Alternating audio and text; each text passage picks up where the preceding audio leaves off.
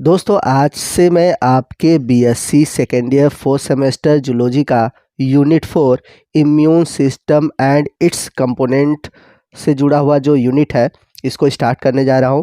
और इसी यूनिट का आज हम सबसे पहला टॉपिक डिस्कस करेंगे जिसका टाइटल है हिस्टोरिकल पर्सपेक्टिव ऑफ इम्यूनोलॉजी। तो वीडियो में सबसे पहले हम जानेंगे कि इम्यूनोलॉजी होता क्या है, इम्यूनोलॉजी टर्म कहाँ से आया। इसके बाद जानेंगे कि इम्यूनोलॉजी के फादर कौन है, एडवर्ड जेनर है या फिर लुइस पास्चर। इसमें बड़ा कन्फ्यूज़न होता है, तो ये जो डाउट है इसको भी मैं क्लियर करूँगा। और इसके बाद हम जानेंगे इम्यूनोलॉजी के हिस्टोरिकल माइलस्टोन को, या फिर कह सकते हैं हिस्टोरिकल पर्सपेक्टिव ऑफ इम्यूनोलॉजी को। तो आइए सबसे पहले समझते हैं कि इम्यूनोलॉजी होता क्या है।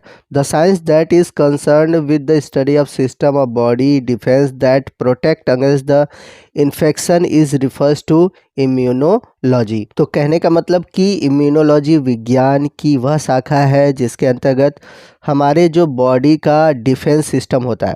तो बॉडी का डिफेंस सिस्टम का मतलब क्या हुआ, हमारा इम्यून सिस्टम यानी कि रोग प्रतिरोधक क्षमता। तो हमारे शरीर की जो रोग प्रतिरोधक क्षमता यानी कि जो इम्यून सिस्टम है जो कि अलग अलग इन्फेक्शन से हमें प्रोटेक्ट करता है, इसी को हम बोलते हैं इम्यूनोलॉजी। तो इम्यूनिटी शब्द की जो उत्पत्ति हुई है वो लैटिन वर्ड इम्यूनिस से हुई है, जिसका मतलब होता है फ्री ऑफ बर्डन। कहने का मतलब ये है कि जो हमारी बॉडी होती है, हमारी बॉडी क्या है, होस्ट है एक तरह से, ठीक है। तो ये क्या कहती है कि जितने भी माइक्रो ऑर्गेनिज्म है या फिर जितने भी पैथोजन है या पैथोजन से प्रोड्यूस होने वाले प्रोडक्ट है उनसे हमें बचाता है। अब नेक्स्ट हम बात करते हैं who is the father of immunology, यानी कि इम्यूनोलॉजी के जनक कौन है। तो यहाँ पर दो नेम आते हैं, एक आता है एडवर्ड जेनर और दूसरा आता है लुइस पास्चर। तो दोनों का ही विशेष योगदान रहा है इम्यूनोलॉजी और माइक्रोबायोलॉजी में। लेकिन यहाँ पर मैं आपको बता दूं कि जो एडवर्ड जेनर है इनको कहा जाता है फादर ऑफ इम्यूनोलॉजी, ठीक है। लेकिन जो लुइस पास्चर है इनको कहा जाता है फादर ऑफ मॉडर्न इम्यूनोलॉजी, यानी कि जो मॉडर्न इम्यूनोलॉजी है उसके फादर है लुइस पास्चर। और अगर हम सिर्फ बात करें फादर ऑफ इम्यूनोलॉजी की तो वहाँ पर नाम आएगा एडवर्ड जेनर का। तो एडवर्ड जेनर को क्यों बोला जाता है फादर ऑफ इम्यूनोलॉजी, क्योंकि इनका बहुत ही रोल रहा है, इफ़ेक्टिव रोल रहा है वैक्सीन के फॉर्मेशन में। मतलब फर्स्ट जो वैक्सीन है इन्होंने बनाया और जिसके थ्रू उन्होंने स्मॉल पॉक्स को अवॉइड किया। वहीं हम बात करें लुइस पास्चर की, तो उन्हें फादर ऑफ मॉडर्न इम्यूनोलॉजी क्यों कहा जाता है, क्योंकि इन्होंने जर्म थ्योरी ऑफ डिजीज़ दी थी। तो इन्होंने क्या बताया था कि जो इन्फेक्शियस डिजीज़ होते हैं उनको हम प्रिवेंट कर सकते हैं प्रोफाइलेटिक वैक्सीनेशन से, और साथ ही साथ हम उनका उपचार कर सकते हैं। आइए नेक्स्ट हम बात करते हैं हमारे आज के इस वीडियो का जो सबसे इम्पॉर्टेंट टॉपिक है हिस्टोरिकल पर्सपेक्टिव ऑफ इम्यूनोलॉजी। तो इस टॉपिक से रिलेटेड हमें इम्यूनोलॉजी के बारे में बहुत ही डिटेल में इसके हिस्टोरिकल बैकग्राउंड के बारे में जानना होगा, ठीक है। तो आपको इसको कैसे लिखना है, शॉर्ट में कैसे लिखना है, लॉन्ग में कैसे लिखना है, आपको आगे मैं वीडियो में बताऊंगा। पहले हिस्टोरिकल पर्सपेक्टिव ऑफ इम्यूनोलॉजी में आप लिखेंगे क्या, पहले वो हम डिस्कस कर लेते हैं। तो वैसे देखा जाए स्टार्टिंग तो अगर हमें करना होगा तो सीधे हम एडवर्ड जेनर से करेंगे, ठीक है, अगर हम लोगों को शॉर्ट में पढ़ना है। लेकिन इसको एकदम शॉर्ट में नहीं पढ़ना है, कुछ इसके पीछे जो खोज हुए हैं यानी कि एडवर्ड जेनर के पहले भी कुछ खोज हुए हैं उसको भी हमें डिटेल से समझना है। तो सबसे पहले अगर हम देखें तो एक साइंटिस्ट थे गायरोलेमो फ्रैकेस्टेरो, जो कि एक ग्रेट फिलासफर और एक ग्रेट साइंटिस्ट थे, और ये यूनिवर्सिटी ऑफ पडुआ में पढ़ाते थे, ठीक है। और इन्होंने 1546 में एक कंसेप्ट दिया था जिसका नाम था कॉन्टेजियन। तो कॉन्टेजियन क्या होता है, कॉन्टेजियन का मतलब होता है संक्रमण। तो कॉन्टेजियन से उन्होंने यह निष्कर्ष निकाला कि जो संक्रामक रोग होते हैं वह नग्न आँखों से दिखाई नहीं देते और ये बहुत ही छोटे होते हैं। इसके बाद इनकी जो कंसेप्ट थी कॉन्टेजियन, इसको और भी साइंटिस्ट ने अपनाया। इसके बाद लेडी मैरी वॉर्टली मॉन्टेग्यू, ये जो महिला थी ये तुर्की के कॉन्स्टेंटिनोपल, जो कि एक अंग्रेजी राजदूत थे, उनकी पत्नी थी। तो इन्होंने क्या किया कि उस समय जो पुजारी थे इनके बच्चों को चेचक रोग हो गया था। तो उस समय के जो पुजारी थे उनके विरुद्ध जाकर अपने बच्चों को चेचक से बचाया। इसके बाद अगला जो नाम आता है वो है बेंजामिन जेस्टी का। तो सन 1774 में एक अंग्रेज किसान ने अपने बच्चों को वेरियोलेट एक लैटिन शब्द वेरियोला से बना हुआ है जिसका अर्थ होता है चेचक। तो इस अंग्रेज किसान ने अपने बच्चों के लिए ये वेरियोलेट शब्द का यानी कि चेचक शब्द का प्रयोग न करके काउपॉक्स शब्द का प्रयोग किया। तो कहने का मतलब ये है कि बेंजामिन जेस्टी ने सबसे पहले काउपॉक्स शब्द का प्रयोग किया। हालांकि जेस्टी ने अपने परिणामों को औपचारिक रूप से प्रकाशित नहीं कराया, लेकिन आमतौर पर उन्हें अपनी खोज के लिए श्रेय नहीं दिया जाता। तो इसके बाद 1798 में एक अंग्रेजी चिकित्सक एडवर्ड जेनर ने जेस्टी की जो ये टिप्पणी थी यानी कि जो काउपॉक्स वर्ड था इसकी पुष्टि की और उन्हें प्रकाशित किया। और उन्हें यानी कि एडवर्ड जेनर को टीकाकरण का जनक यानी कि फादर ऑफ वैक्सीनेशन कहा जाता है। यहाँ पर आपको बता दें कि जो वैक्सीन शब्द है ये लैटिन शब्द वक्का से लिया गया है जिसका अर्थ होता है गाय।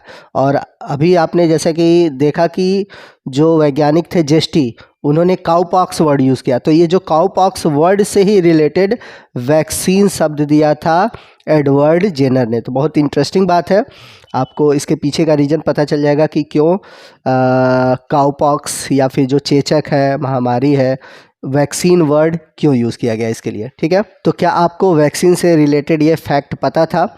तो आप हमें कमेंट करके ज़रूर बताइएगा।